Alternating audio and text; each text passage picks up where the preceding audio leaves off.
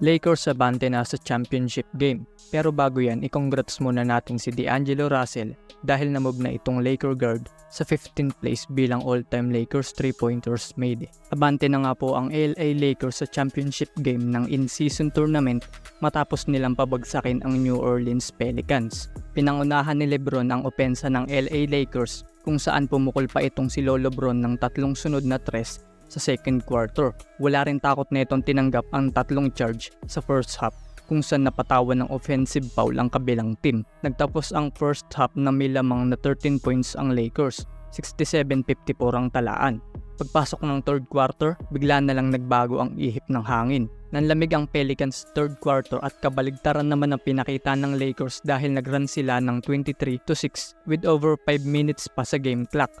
Nagtapos ang third quarter ng 110-71 at na-outscored ng LA Lakers ang Pelicans 42-17 kung saan pumalo ang lamang ng 39 points.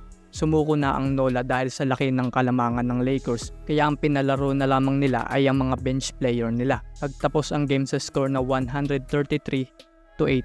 Pinanalo ng Lakers ang laro na may 44 points na kalamangan at abante na ang LA Lakers sa championship game kontra sa Indiana Pacers. Nakapagtala si LeBron ng 30 points and 8 assists sa loob ng 22 minutes na playing time.